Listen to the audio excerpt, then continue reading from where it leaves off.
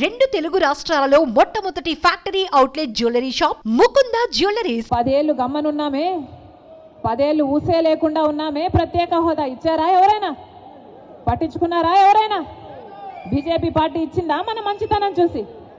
చంద్రబాబు గారు మన కోసం కొట్లాడారా మన మంచితనం చూసి? జగన్మోహన్ రెడ్డి గారు కొట్లాడారా మన మంచితనం గురించి? మన రాష్ట్రానికి పోలవరం ఇచ్చారనా? మన రాష్ట్రానికి ప్రత్యేక హోదా ఇచ్చారనా? మన రాష్ట్రానికి రాజధానికి డబ్బులు ఇచ్చారనా? దేనికి గౌరవం? ఎందుకు గౌరవించాలి ఇలాంటి మోడీ కేడీలని? కేడీ కాదా మోడీ? మోసం చేయలేదా ప్రజలని? మోసం చేస్తే ఏమవుతారు? మోసగాళ్ళు గారా? డిఫాల్టర్ను కదా కేడీ అనేది? డిఫాల్టర్ కాదా మోడీ? మనకిచ్చిన వాగ్దానాలలో ఒక్కటైనా నిలబెట్టుకోకపోతే అది డిఫాల్టర్ కాదా? మరి డిఫాల్టర్ని కేడీ అనక ఏమనాలి? మోసం చేసిన వాడిని 420 అనక ఏమనాలి? మోడీ 420 అయితే, మోడీ కేడీ అయితే చంద్రబాబు గారు కూడా కేడీయే, జగన్మోహన్ రెడ్డి గారు కూడా కేడీయే, జగన్మోహన్ రెడ్డి గారు కూడా 420, చంద్రబాబు గారు కూడా 420. మన రాష్ట్ర హక్కు, మన బిడ్డల హక్కు ప్రత్యేక హోదా. ఈరోజు ఎంతమంది విలువనిస్తున్నారు ప్రత్యేక హోదా గురించి? ఎంతమంది పట్టించుకుంటున్నారు ప్రత్యేక హోదా గురించి?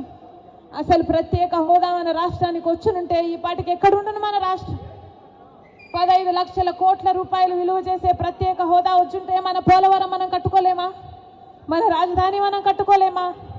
ఎంత మేలు జరిగిండు మన బిడ్డలకు. ఏ రాష్ట్రానికన్నా మన రాష్ట్రం ఎందుకు తక్కువ ఉండాలి?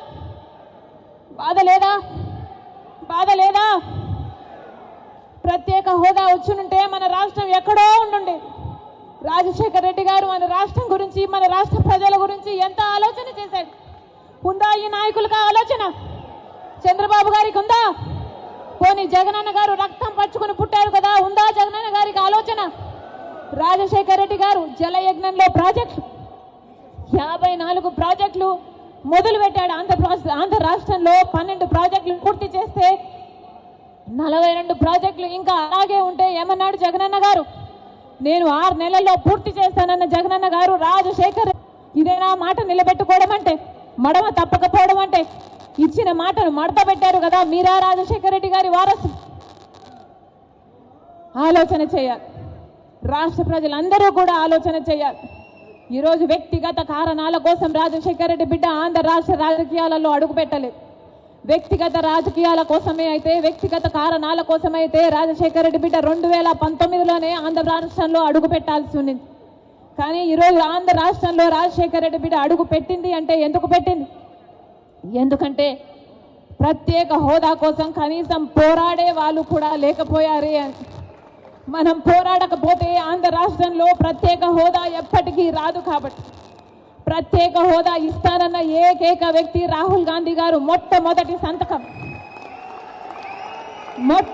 సంతకం రాహుల్ గాంధీ గారు ప్రత్యేక హోదా మీద పెడతానన్నారు. కాబట్టే ఆ మాట పట్టుకొని రాజశేఖర్ రెడ్డి బిడ్డ ఈరోజు ఆంధ్ర రాష్ట్రంలో అడుగుపెట్టింది.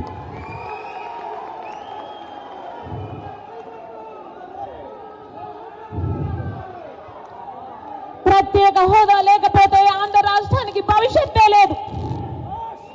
ప్రత్యేక హోదా లేకపోతే ఆంధ్ర రాష్ట్రం అభివృద్ధి చెందదు అని 10 సంవత్సరాలుగా చూసామా లేదా?